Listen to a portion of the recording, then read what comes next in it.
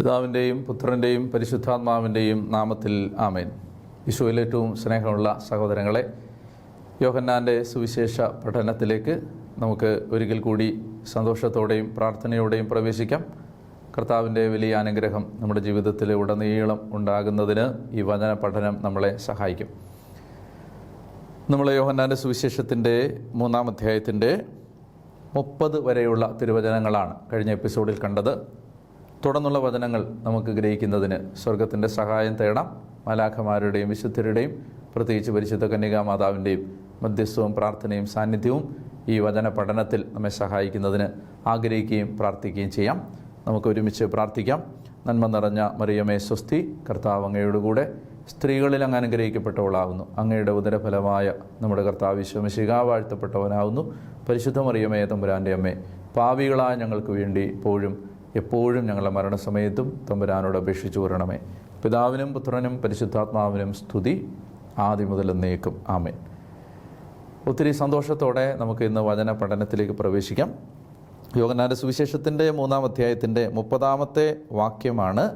29-30 നമ്മൾ വായിച്ചത്. മണവാട്ടിയുള്ളവനാണ് മണവാളൻ. സ്നേഹിതൻ, മണവാളനെ ശ്രവിക്കുന്ന സ്നേഹിതൻ, അടുത്തു നിന്ന് മണവാളനെ ശ്രവിക്കുന്ന സ്നേഹിതൻ അവൻ്റെ സ്വരത്തിൽ വളരെ സന്തോഷിക്കുന്നു. മണവാളൻ എത്തിക്കഴിഞ്ഞു, വിവാഹബന്ധം വിവാഹ ചടങ്ങുകൾ ആരംഭിക്കുകയാണ്, വിവാഹത്തിൻ്റെ സന്തോഷം ആരംഭിക്കുകയാണ് എന്ന് കേൾക്കുമ്പോൾ, മണവാളൻ്റെ സ്വരം കേൾക്കുമ്പോൾ മണവാളൻ്റെ സ്നേഹിതൻ ദ ബെസ്റ്റ് മാൻ വളരെയധികം സന്തോഷിക്കുന്നു. അതുപോലെ തന്നെ എൻ്റെ ഈ സന്തോഷം ഇപ്പോൾ പൂർണ്ണമായിരിക്കുന്നു. യോഹന്നാൻ പറയുകയാണ്, ഇനി എനിക്ക് മടങ്ങാം, എൻ്റെ സന്തോഷം ഇപ്പോൾ പൂർണ്ണമായിരിക്കുന്നു. അദ്ദേഹം പറയുകയാണ്, അവൻ വളരുകയും ഞാൻ കുറയുകയും വേണം. ഇനി നമ്മൾ തുടർന്ന് വായിക്കുന്നത് സ്നാപക യോഹന്നാൻ്റെ സംസാരമാണോ അതോ സുവിശേഷകനായ യോഹന്നാൻ്റെ സംസാരമാണോ എന്ന് നമുക്ക് സംശയം തോന്നിപ്പിക്കുന്ന വിധത്തിലാണ് തുടർന്നുള്ള ചില സൂചനകൾ. അത് ഒരുപക്ഷെ യോഹന്നാൻ സുവിശേഷകൻ പറയുന്ന കമൻറ്റുകളാകാം, അല്ലെങ്കിൽ സ്നാപക യോഹന്നാൻ്റെ കമൻറ്റുകളായിട്ട് അവതരിപ്പിക്കുന്നതാവാം. ഏതായാലും നമുക്ക് ഈ 31 മുതലുള്ള വാക്യങ്ങൾ വളരെ ഗൗരവമുള്ള വചനമാണ്. നമുക്കത് വായിക്കാം. ഉന്നതത്തിൽ നിന്ന് വരുന്നവൻ എല്ലാവർക്കും ഉപരിയാണ്, ഭൂമിയിൽ നിന്ന് ഉള്ളവൻ ഭൂമിയുടേതാണ്. ഉന്നതത്തിൽ നിന്ന് വരുന്നവൻ എല്ലാവർക്കും ഉപരിയാണ്, ഭൂമിയിൽ നിന്നുള്ളവൻ ഭൂമിയുടേതാണ്. അവൻ ഭൗമിക കാര്യങ്ങൾ സംസാരിക്കുന്നു. സ്വർഗത്തിൽ നിന്ന് വരുന്നവൻ എല്ലാവർക്കും ഉപരിയാണ്. അവൻ കാണുകയും കേൾക്കുകയും ചെയ്തതിനെപ്പറ്റി സാക്ഷ്യപ്പെടുത്തുന്നു. എങ്കിലും അവൻ്റെ സാക്ഷ്യം ആരും സ്വീകരിക്കുന്നില്ല. അവൻ്റെ സാക്ഷ്യം സ്വീകരിക്കുന്നവൻ ദൈവം സത്യവാനാണ് എന്നതിന് മുദ്രവെക്കുന്നു. ദൈവം അയച്ചവൻ ദൈവത്തിൻ്റെ വാക്കുകൾ സംസാരിക്കുന്നു. ദൈവം അളന്നല്ല ആത്മാവിനെ കൊടുക്കുന്നത്.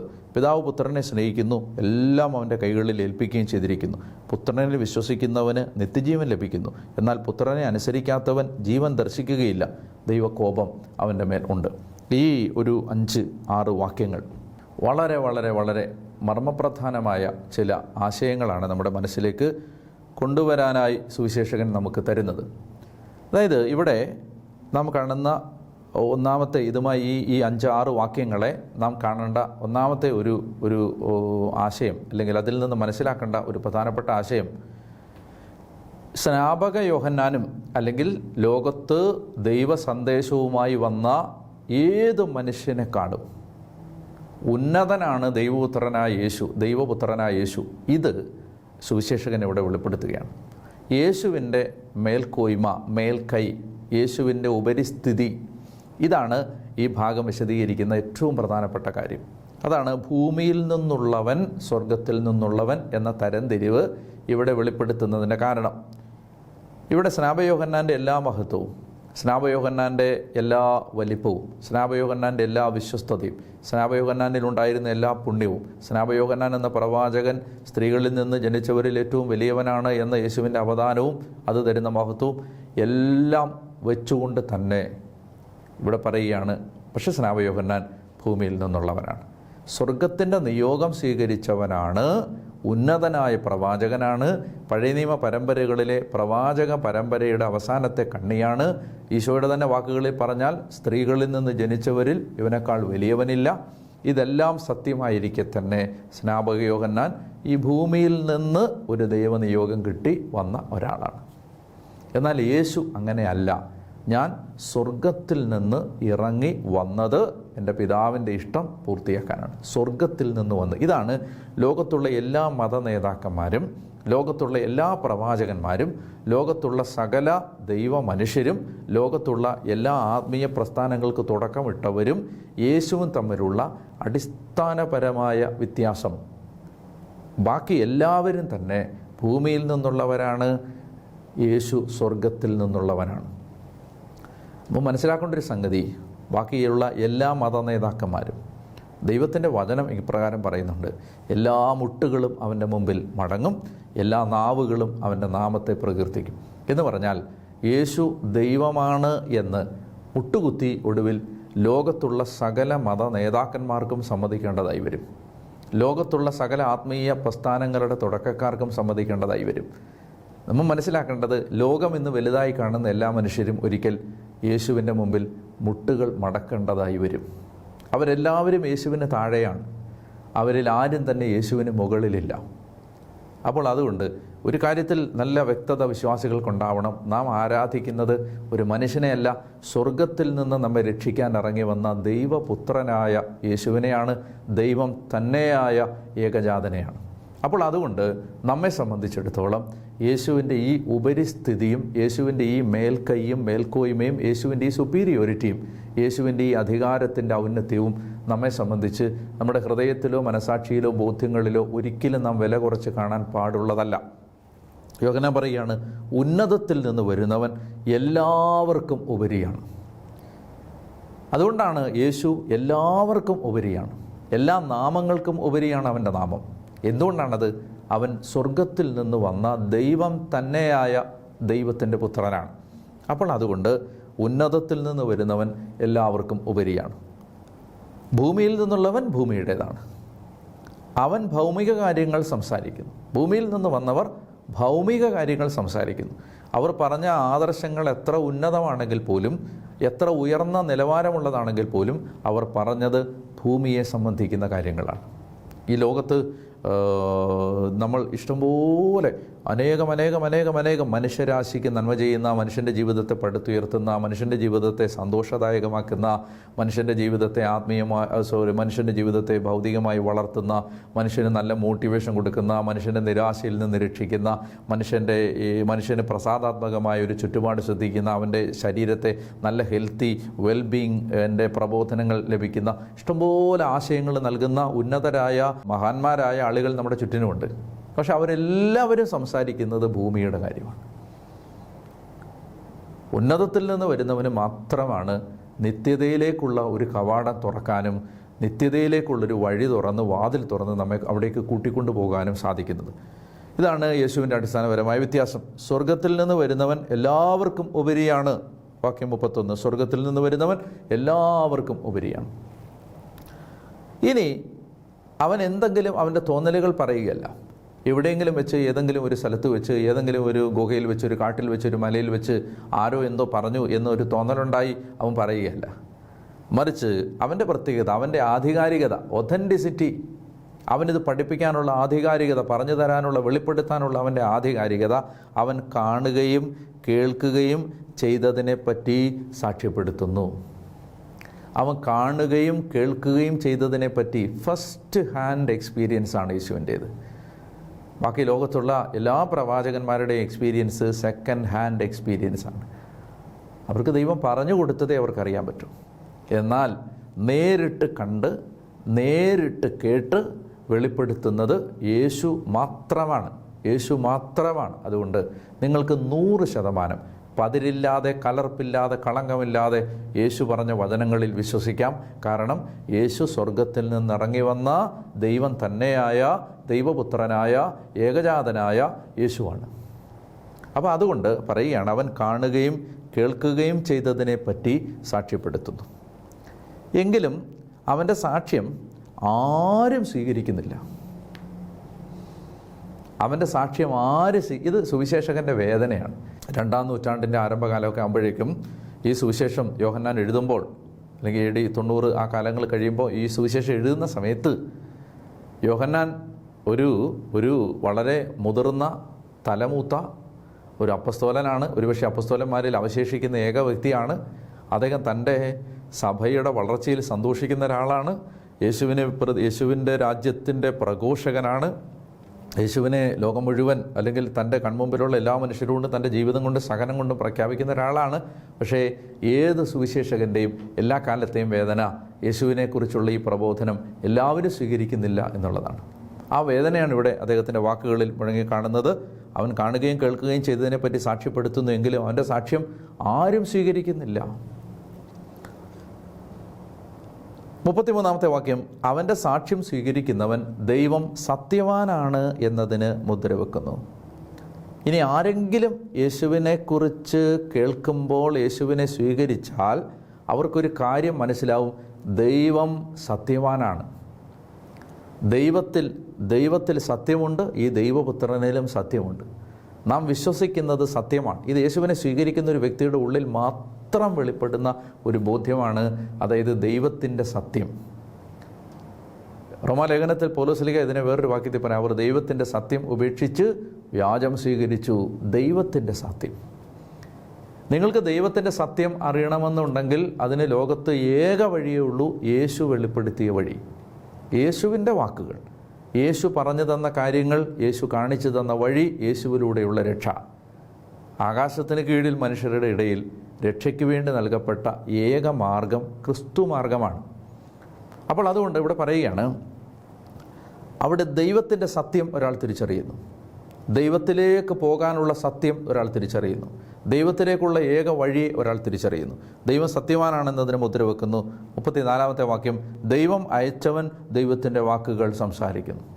ദൈവം അയച്ചവൻ. ഇവിടെ ദൈവം അയച്ചവൻ എന്ന് ഉദ്ദേശിക്കുന്നത് സ്നാപക യോഹന്നാനെ അല്ല, ഇവിടെ ഇപ്പോൾ ഉദ്ദേശിക്കുന്നത് യേശുവിനെയാണ്. ദൈവം അയച്ച ദൈവപുത്രനായ ദൈവം തന്നെയായ യേശു ദൈവത്തിൻ്റെ വാക്കുകളാണ് സംസാരിക്കുന്നത്. യോഹന്നാൻ്റെ സുവിശേഷത്തിൽ നമ്മൾ മുന്നോട്ട് പോകുമ്പോൾ യോഹന്നാൻ പിന്നീട് ഈശോ പിന്നീട് പറയും, ഈശോ പറയുന്നത് ഇങ്ങനെയാണ്, പുത്രൻ സ്വമേധയാ ഒന്നും സംസാരിക്കുന്നില്ല. പുത്രൻ സ്വമേധയാ ഒന്നും സംസാരിക്കുന്നില്ല. ഞാൻ സ്വയം ചിന്തിച്ചും സ്വയം ആലോചിച്ചും ഒന്നും പ്രവർത്തിക്കുന്നില്ല. പിതാവ് എന്നോട് പറയുന്ന കാര്യങ്ങളാണ് ഞാൻ നിങ്ങളോട് അരുളി ചെയ്യുന്നത്. അപ്പോൾ ഇവിടെ നാം കാണുന്നത് പുത്രൻ വെളിപ്പെടുത്തുന്നത് താൻ കാണുകയും കേൾക്കുകയും ചെയ്ത തൻ്റെ അനുഭവം, താൻ കാണുകയും കേൾക്കുകയും ചെയ്തതിനെ പുത്രൻ വെളിപ്പെടുത്തുന്നു. അപ്പോൾ ദൈവം അയച്ചവനാണ്, അവൻ സംസാരിക്കുന്നത് ദൈവത്തിൻ്റെ വാക്കുകളാണ്, ദൈവത്തിൻ്റെ വാക്കുകളാണ്. അടുത്തൊരു വാക്യം, ദൈവം അളന്നല്ല ആത്മാവിനെ കൊടുക്കുന്നത്. ഇത് പറയുന്നതിന് ചില പ്രത്യേകമായ കാരണങ്ങളുണ്ട്. ഉദാഹരണത്തിന് 4-ാം നൂറ്റാണ്ടിലുണ്ടായിരുന്ന ആഖ എന്ന് പറയുന്ന ഒരു യഹൂദ റബി, ACHA, ആഖ എന്ന് പറയുന്ന ഒരു യഹൂദ റബി ഇങ്ങനെ എഴുതിയിട്ടുണ്ട്, അതായത് പരിശുദ്ധാത്മാവ് ഓരോ പ്രവാചകനിലേക്കും വരുന്നത് ആ പ്രവാചകൻ്റെ ശുശ്രൂഷയ്ക്ക് ആവശ്യമായ ഒരളവിൽ മാത്രമാണ്. നമ്മൾ പഴയ നിയമത്തിൽ പരിശുദ്ധാത്മാവ് ഒരു വ്യക്തിയിലേക്ക് വരുന്നതും പുതിയ നിയമത്തിൽ വരുന്നതും തമ്മിലുള്ള വലിയൊരു വ്യത്യാസം ഇതാണ്. പഴയ നിയമത്തിൽ പരിശുദ്ധാത്മാവ് ചില പ്രത്യേക നിയോഗങ്ങൾക്ക് വേണ്ടിയാണ് ഒരു വ്യക്തിയിൽ വന്നിരുന്നത്. ഉദാഹരണത്തിന് ദാവീദിനെ പ്രവാചകനും രാജാവും ദീർഘദർശിയും ഒക്കെ ആക്കി മാറ്റുന്ന ഒരാത്മാവാണ് ദാവീദിൽ വന്നത്. അത് ആ ദാവീദിൻ്റെ നിയോഗമുള്ള കാലത്തേക്ക് മാത്രമേ ആ ആത്മാവ് ദാവീദിൽ പ്രവർത്തിക്കുന്നുള്ളൂ, പരിശുദ്ധാത്മാവ്. അല്ലാതെ പരിശുദ്ധാത്മാവ് ദാവീദിൽ ജീവിക്കുന്നില്ല, ആ നിയോഗത്തിന് വേണ്ടിയാണ്. അതാണ് ഗായകൻ പാടിയപ്പോൾ എലീശായുടെ മേൽ അപ്പോൾ കർത്താവിൻ്റെ ആത്മാവ് ആവസിച്ചു, എലീശ പ്രവചിച്ചു. അത് കഴിയുമ്പോൾ എലീശായിൽ പരിശുദ്ധാത്മാവ് വസിക്കുന്നില്ല, എന്നേക്കും വസിക്കുന്നില്ല. കാരണം വീണ്ടെടുക്കപ്പെടാത്ത ഒരു ആത്മാവാണ്. പഴയ നിയമത്തിൽ ജീവിച്ചിരുന്ന എല്ലാ വിശുദ്ധരും വിശുദ്ധരായിരിക്കുമ്പോൾ തന്നെ അവർ യേശുവിലൂടെ വീണ്ടെടുക്കപ്പെട്ടിട്ടില്ല. ആത്മാവിലേക്ക് പരിശുദ്ധാത്മാവിൻ്റെ സാന്നിധ്യം വസിക്കത്തക്ക വിധത്തിൽ അവർ ക്രിസ്തുവിനാൽ നീതീകരിക്കപ്പെട്ടിട്ടില്ല. അപ്പോൾ അതുകൊണ്ട് തന്നെ നമ്മൾ വീണ്ടും കാണുന്നുണ്ട് എസെക്കിയേൽ പ്രവാചകൻ. എസെക്കിയേൽ, ആത്മാവ് എന്നിൽ പ്രവേശിച്ച് എന്നെ കാലുകളിൽ ഉറപ്പിച്ച് നിർത്തി, എന്നെ എഴുന്നേൽപ്പിച്ച് നിർത്തി, ആത്മാവ് എന്നെ എടുത്തുകൊണ്ടുപോയി. ഇതെല്ലാം ശാംസന്റെ മേൽ അപ്പോൾ കർത്താവിൻ്റെ ആത്മാവ് ശക്തിയോടെ അവൻ്റെ മേൽ ആവസിച്ചു. ഇങ്ങനെ നിരവധി ഉദാഹരണങ്ങൾ പഴയ നിയമത്തിലുണ്ട്. എന്താണ് അവിടെ കാണുന്നത്? അതായത് ഓരോ നിയോഗത്തിനു വേണ്ടിയും പരിശുദ്ധാത്മാവ് ഒരു വ്യക്തിയിലേക്ക് കടന്നു വരുമ്പോൾ ആ വ്യക്തി ആ നിയോഗം ചെയ്യിപ്പിക്കുന്നു, പരിശുദ്ധാത്മാവ് ആ വ്യക്തിയെ വിട്ടുപോകുന്നു. ഇതുകൊണ്ടാണ് ദാവീദ് പ്രാർത്ഥിക്കുന്നത്, പാപം ചെയ്തതിന് ശേഷം, തനിക്ക് കുറവ് വന്നതിന് ശേഷം അദ്ദേഹം പ്രാർത്ഥിക്കുന്നത് പരിശുദ്ധാത്മാവിനെ എടുത്തു കളയരുതേ എന്ന് പറഞ്ഞാൽ പരിശുദ്ധാത്മാവിനെ നമുക്ക് നഷ്ടപ്പെടുമെന്ന് പുതിയ നിയമത്തിൽ നിന്നതിനെ വായിക്കാൻ പറ്റില്ല. മറിച്ച് പഴയ നിയമകാലത്ത് ദാവീദിൻ്റെ മേൽ ദൈവം ഭരമേൽപ്പിച്ച നിയോഗം പൂർത്തിയാക്കുന്നതിന് ദാവീദിൻ്റെ മേൽ വന്നാവസിച്ച പരിശുദ്ധാത്മാവിൻ്റെ ആ നിയോഗത്തെ, എൻ്റെ മിനിസ്ട്രിയെ, എൻ്റെ ശുശ്രൂഷയെ, എന്നെ ഏൽപ്പിച്ച ദൗത്യത്തെ എടുത്ത് കളയരുതേ എന്നാണ് ആ വാക്യത്തിൻ്റെ അർത്ഥം. അപ്പോൾ ഞാൻ പറഞ്ഞു വരുന്നത്, പഴയ നിയമത്തിലെ ഓരോ പ്രവാചകൻ്റെ മേലും പരിശുദ്ധാത്മാവ് വന്നത് ആ വ്യക്തിയെ ദൈവം ഏൽപ്പിച്ച നിയോഗം പൂർത്തീകരിക്കാൻ വേണ്ടിയാണ്. അപ്പോൾ ഈ അക്ക എന്ന് പറയുന്ന യഹൂദ റബ്ബി പറയുകയാണ്, ഓരോ പ്രവാചകനും ഒരു പ്രത്യേക അളവിലാണ് ആത്മാവിനെ കിട്ടിയിരുന്നത്. Every prophet or the Holy Spirit rested on every prophet according to a measure, according to the measure. ഒരു പ്രത്യേക ഒരു മെഷറിലാണ്. അപ്പോൾ ഒരു ഏലിയായുടെ മേൽ ഒരു പ്രത്യേക അളവിലാണ്, ഏലീഷായുടെ മേൽ ഒരു പ്രത്യേക അളവിലാണ് ആത്മാവിൻ്റെ പ്രവർത്തനം നടക്കുന്നത്. എസക്കേലിൽ ഒരു പ്രത്യേക അളവിലാണ്, മോശയിലൊരു പ്രത്യേക അളവിലാണ്.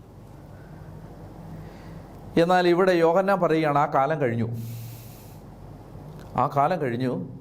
ആ കാലം കഴിഞ്ഞിട്ട് ഇനി ദൈവം ആത്മാവിനെ നൽകുന്നത് അളന്നല്ല, സൂപ്പർ അബണ്ടൻസ് എന്നാണ്. Super abundance. തോമസ് അക്വീനാസ് എന്ന പുണ്യാളൻ യേശുവിലൂടെ വന്ന രക്ഷയെക്കുറിച്ച് പറയുന്ന സമയത്ത് അദ്ദേഹം പറയുന്നുണ്ട്, യേശുവിലൂടെ വന്ന പാപമോചനം മാനവരാശിയിലെ മുഴുവൻ അംഗങ്ങളുടെയും പാപം മോചിക്കുന്നതിനും അപ്പുറത്താണ്, സൂപ്പർ അബണ്ടൻ്റ് ആണ്, അതിനും അപ്പുറത്താണ് എന്ന് പറഞ്ഞാൽ അതിനും ഒരുപാട് കൂടുതലാണ് യേശുവിലൂടെ വന്ന രക്ഷ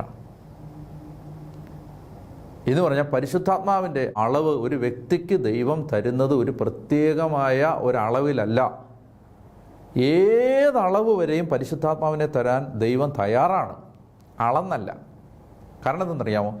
യേശു അവൻ പരിശുദ്ധാത്മാവിൽ നിറഞ്ഞവനാണ്. യേശു പരിശുദ്ധാത്മാവ് നിറഞ്ഞവനാണ്. യേശുവിൽ പരിശുദ്ധാത്മാവ് നിറഞ്ഞിരിക്കുകയാണ്. അതുകൊണ്ട് യേശു പരിശുദ്ധാത്മാവിനെ തരുന്നത് അളന്നല്ല. അതാണ് ഈ ഭൂമിയിൽ നിന്ന് വന്നവരും ദൈവത്തിൽ നിന്ന്, സ്വർഗത്തിൽ നിന്ന് വന്നവനും തമ്മിലുള്ള വ്യത്യാസം. ദൈവം അളന്നല്ല ആത്മാവിനെ കൊടുക്കുന്നത്, സ്പിരിറ്റ് വിതൗട്ട് മെഷർ. അതാണ് പറയുന്നത്. തിരുനാളിൻ്റെ അവസാനത്തെ മഹാദിനത്തിൽ, യോഹന്നാൻ 7 പറയും, തിരുനാളിൻ്റെ അവസാനത്തെ മഹാദിനത്തിൽ യേശു എഴുന്നേറ്റ് നിന്ന് ശബ്ദമുയർത്തി പറഞ്ഞു, ആർക്കെങ്കിലും ദാഹിക്കുന്നെങ്കിൽ അവൻ എൻ്റെ അടുക്കൽ വന്ന് കുടിക്കട്ടെ. എന്നിൽ വിശ്വസിക്കുന്നതിൻ്റെ ഹൃദയത്തിൽ നിന്ന് വിശുദ്ധ ലിഖിതം പ്രസ്താവിക്കുന്നത് പോലെ ജീവജലത്തിൻ്റെ അരുവികൾ ഒഴുകും. ഈ നമ്മൾ പാനം ചെയ്യുന്ന നമുക്ക് നമ്മുടെ ദാഹം ശമിപ്പിക്കുന്ന ഒരാത്മാവ് മാത്രമല്ല, കുടിച്ച് നമ്മുടെ ആവശ്യമെല്ലാം കഴിഞ്ഞ്, അല്ലെങ്കിൽ നമ്മുടെ ദാഹം എല്ലാം തീർന്നിട്ടും വീണ്ടും ആത്മാവിനെ തന്നു കഴിയുമ്പോൾ ഈ കുടിച്ച ആളിൽ നിന്ന് ഈ വെള്ളം ഒരു നദി പോലെ ഒഴുകാൻ തുടങ്ങും. ആ super abundant overflow of the Holy Spirit without any measure, ഒരളവും കൂടാതെ. അതാണ് നമുക്ക് ദൈവം ഇന്ന് തരുന്ന ഏറ്റവും വലിയ ഒരു പ്രത്യാശ. എന്താണ്? എത്ര കൂടുതൽ അളവിലും പരിശുദ്ധാത്മാവിനെ സ്വീകരിക്കാൻ നമുക്ക് സാധിക്കും. ഇപ്പോൾ പരിശുദ്ധാത്മാവ് എന്ന് പറയുമ്പോൾ ഒരു വ്യക്തിയാണ്, അളവ് എന്നൊക്കെ പറയുമ്പോൾ അതിനെ തെറ്റിച്ച് മനസ്സിലാക്കാൻ പാടില്ല. പരിശുദ്ധാത്മാവാകുന്ന വ്യക്തിയുടെ സാന്നിധ്യവും നിറവും കൃപാവരങ്ങളും എത്ര കൂടുതൽ അളവിലും നമുക്ക് സ്വീകരിക്കാൻ സാധിക്കും. അതൊരു വ്യക്തി അതിനുവേണ്ടി ഇതുമാത്രം വിശ്വാസത്തിലും എളിമയിലും ദൈവസ്നേഹത്തിലും കൃപയിലും ദാഹത്തിലും തീഷ്ണതയിലും അതിനുവേണ്ടി ആഗ്രഹിക്കുന്നു എന്നുള്ളത് വളരെ പ്രധാനപ്പെട്ടതാണ്. അതുകൊണ്ട് ഒരിക്കൽ പരിശുദ്ധാത്മാവിൻ്റെ കൃപാവനെ സ്വീകരിച്ചവർ അവിടെ കൊണ്ട് നിൽക്കരുത്. എസക്കേലിനോട് ദൈവം പറഞ്ഞ വചനം ഓർക്കണം, മുന്നോട്ട് പോകണം. ദൈവദൂതൻ പറഞ്ഞത് ഓർക്കണം, അവിടെ നിൽക്കരുത്, മുന്നോട്ട് പോകണം. ഈ കൃപാവരത്തിലും അഭിഷേകത്തിലും ദൈവത്തിൻ്റെ പരിശുദ്ധാത്മാവിൻ്റെ നിറവിലും മുന്നോട്ട് പോയിക്കൊണ്ടേയിരിക്കണം. ഇത് വളരെ പ്രധാനപ്പെട്ടൊരു കാര്യമാണ്. അപ്പോൾ പഴയ നിയമത്തിൽ ദൈവം അളന്നാണ് ആത്മാവിനെ കൊടുത്തിരുന്നത്. എന്നാൽ യേശുവിലൂടെ ദൈവം പരിശുദ്ധാത്മാവിനെ നൽകുന്നത് അളന്നല്ല. അതാണ് ആ വാക്യത്തിൻ്റെ അർത്ഥം. ദൈവം 34-ാമത്തെ വാക്യം, ദൈവം അയച്ചവൻ ദൈവത്തിൻ്റെ വാക്കുകൾ സംസാരിക്കുന്നു, ദൈവം അളന്നല്ല ആത്മാവിനെ കൊടുക്കുന്നത്. പിതാവ് പുത്രനെ സ്നേഹിക്കുന്നു. ഇനി ആ ബന്ധത്തിൻ്റെ കുറച്ചുകൂടെ അടരുകൾ പറയുകയാണ്. പിതാവ് പുത്രനെ സ്നേഹിക്കുന്നു. യേശുവും ദൈവവും തമ്മിലുള്ള ബന്ധം പിതാവും പുത്രനുമാണ്. ബാക്കി എല്ലാവരും ദൈവം അയച്ച കാര്യസ്ഥന്മാരാണ്, ബാക്കി എല്ലാവരും ദൈവം അയച്ച വേലക്കാരാണ്. എന്നാൽ ഇവിടെ പിതാവ് പുത്രനെ സ്നേഹിക്കുന്നു, എല്ലാം അവൻ്റെ കൈകളിൽ ഏൽപ്പിക്കുകയും ചെയ്തിരിക്കുന്നു. അതായത് ദൈവദത്തമായ ഒരു നിയോഗം മാത്രമല്ല, ദൈവം തന്നെ ആയതുകൊണ്ട് ദൈവത്തിൻ്റെ എല്ലാ അധികാരവും പിതാവ് പുത്രനെ ഏൽപ്പിച്ചിരിക്കുന്നു. അല്ലെങ്കിൽ പിതാവിനും പുത്രനും ദൈവത്തിൻ്റെ സമസ്ത അധികാരങ്ങളും ഒരുപോലെയാണ്. ദൈവം തന്നെയാണ്, ദൈവമാണ്. അതാണ് ഈ പറയുന്നത്, പിതാവ് പുത്രനെ സ്നേഹിക്കുന്നു, എല്ലാം അവൻ്റെ കൈകളിൽ ഏൽപ്പിക്കുകയും ചെയ്തിരിക്കുന്നു. പുത്രനിൽ വിശ്വസിക്കുന്നവന് നിത്യജീവൻ ലഭിക്കുന്നു. പുത്രനിൽ വിശ്വസിക്കുന്നവന് നിത്യജീവൻ. കണ്ടോ, വിശ്വാസം എന്ന് പറയുന്ന തീം ഇങ്ങനെ അപ്പസ്തോലൻ ഇങ്ങനെ കൊണ്ടുവരികയാണ്. നമ്മൾ നിക്കോദെമോസിനോട് സംസാരിച്ചപ്പോൾ വിശ്വസിക്കുന്ന ആ വിശ്വാസത്തിൻ്റെ, വീണ്ടും ജനനത്തിൻ്റെയും വിശ്വാസത്തിൻ്റെയും ആ തലം, ഏകജാതനെ വിശ്വസിക്കുന്നവൻ നിത്യജീവൻ ലഭിക്കുന്നു, അവൻ ശിക്ഷയ്ക്ക് വിധിക്കപ്പെടുന്നില്ല, ആ തീം ഇങ്ങനെ വന്ന് ഈ അധ്യായ അവസാന ഭാഗത്തേക്ക് എത്തുമ്പോൾ വീണ്ടും യോഹന്നാൻ ആ തീം കണ്ടിന്യൂ ചെയ്യണം. ഈ ത്രെഡ് ഇങ്ങനെ മുന്നോട്ട് പോകും. അതായത് വിശ്വാസം എന്ന് പറയുന്ന ഈ thread all through the gospel മുന്നോട്ട് പോയിക്കൊണ്ടേയിരിക്കും. ഞാൻ ആദ്യം പറഞ്ഞത് നിങ്ങൾ ഒരിക്കലും മറന്നു പോകരുത്. അതായത് ഇതെല്ലാം ഞാൻ നിങ്ങൾക്ക് എഴുതി തന്നിരിക്കുന്നു. യോഹന്നാൻ പറയുകയാണ്, 20-ാം അധ്യായത്തിൽ പറയും, ഇതെല്ലാം ഞാൻ എഴുതിയിരിക്കുന്നത് എന്തുകൊണ്ടാണ് എഴുതിയിരിക്കുന്നത്? നിങ്ങളിത് വായിക്കുമ്പോൾ ഈ വായനക്കാരന് എന്തുണ്ടാവണം? വിശ്വാസം ഉണ്ടാവുകയും അതുവഴി ജീവൻ പ്രാപിക്കാനും വേണ്ടിയിട്ടാണ്. അപ്പോൾ അതുകൊണ്ട് വിശ്വാസം എന്ന് പറയുന്ന ആ ചരടിൽ കോർത്തെടുത്ത ഒരു സുവിശേഷമാണ് യോഹന്നാൻ്റെ സുവിശേഷം. ഓരോ അധ്യായങ്ങളും യോഹന്നാൻ കോർത്തെടുത്തിരിക്കുന്നത് വിശ്വാസം, യേശുവിലുള്ള വിശ്വാസം എന്ന ആ ചരടിലാണ്. അപ്പോൾ അതുകൊണ്ട് ആ theme all through the gospel ഇങ്ങനെ കണ്ടിന്യൂ ചെയ്ത് പോയിക്കൊണ്ടേയിരിക്കും. നമ്മളത് സൂക്ഷ്മമായൊരു ദൃഷ്ടിയോടെ കാണുകയും മനസ്സിലാക്കുകയും ചെയ്യണം. അപ്പോൾ വീണ്ടും കണ്ടോ, വിശ്വാസത്തിലേക്ക് തിരിച്ചു വരികയാണ്. പിതാവ് പുത്രനിൽ വിശ്വസിക്കുന്നവന് നിത്യജീവൻ ലഭിക്കുന്നു. എന്നാൽ പുത്രനെ അനുസരിക്കാത്തവൻ ജീവൻ ദർശിക്കുകയില്ല, ദൈവകോപം അവൻ്റെ മേലുണ്ട്. വിശ്വാസവും അനുസരണവും തമ്മിലുള്ള അടിസ്ഥാനപരമായൊരു ബന്ധം ഈ വാക്യത്തിൽ നമുക്ക് കാണാൻ പറ്റും. വിശ്വസിക്കുക എന്ന് പറഞ്ഞാൽ അത് തലയിൽ നടക്കുന്നൊരു പ്രക്രിയയല്ല. അനേകം ആളുകൾ വിചാരിച്ചു വെച്ചിരിക്കുന്നത് വിശ്വാസം മതി, പ്രവൃത്തി വേണ്ട എന്നാണ്. വിശ്വാസത്തിനകത്ത് പ്രവൃത്തിയുണ്ട് എന്നതിൻ്റെ ഏറ്റവും മനോഹരമായ വാക്യങ്ങളിൽ ഒന്നാണിത്. അതായത് പുത്രനിൽ വിശ്വസിക്കുന്നവന് നിത്യജീവൻ ലഭിക്കുന്നു. തൊട്ടടുത്ത വാക്യം, പുത്രനെ അനുസരിക്കാത്തവൻ ജീവൻ ദർശിക്കുകയില്ല. വിശ്വസിക്കുക സമം അനുസരിക്കുക. ഇതാണ് ബൈബിളിൻ്റെ പ്രബോധനം. വിശ്വാസത്തിനകത്ത് പ്രവൃത്തിയുണ്ട്. വിശ്വാസം വെളിപ്പെടുന്നത് പ്രവൃത്തികളിലൂടെയാണ്. യാക്കോബ് ശ്ലീഹയുടെ വാക്കുകളിൽ പറഞ്ഞ പ്രവൃത്തിയില്ലാത്ത വിശ്വാസം ചത്തതാണ്. അതുകൊണ്ട് ഞാൻ വിശ്വസിച്ചു ഞാൻ രക്ഷ പ്രാപിച്ചു എന്ന് പറയുന്നതല്ല. ആ വിശ്വാസം തെളിയിക്കപ്പെടേണ്ടത് പ്രവൃത്തിയിലൂടെയാണ്.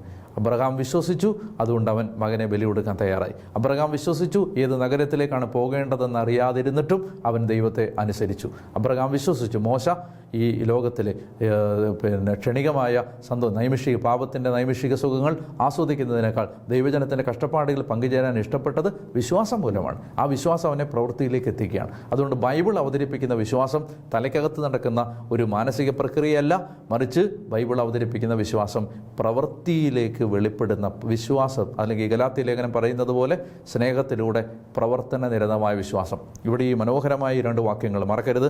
പുത്രനിൽ വിശ്വസിക്കുന്നവന് നിത്യജീവൻ ലഭിക്കുന്നു. യോഹന്നാൻ എടുത്തു പറയുകയാണ്, വിശ്വസിക്കുക എന്ന് പറഞ്ഞാൽ പുത്രനെ അനുസരിക്കുക എന്നാണ്. പുത്രനെ അനുസരിക്കാത്തവന് ജീവൻ ദർശിക്കുകയില്ല, ദൈവകോപം അവൻ്റെ മേൽ ഉണ്ട്. ദൈവം നിങ്ങളെ അനുഗ്രഹിക്കട്ടെ. നിങ്ങൾ എവിടെയായിരുന്നാൽ ഈ നിമിഷം കർത്താവിൻ്റെ ആത്മാവ് നിങ്ങളെ സ്പർശിക്കട്ടെ എന്ന് ഞാൻ പ്രാർത്ഥിക്കുന്നു. പിതാവിൻ്റെയും പുത്രൻ്റെയും പരിശുദ്ധാത്മാവിൻ്റെയും നാമത്തിൽ ആമേൻ.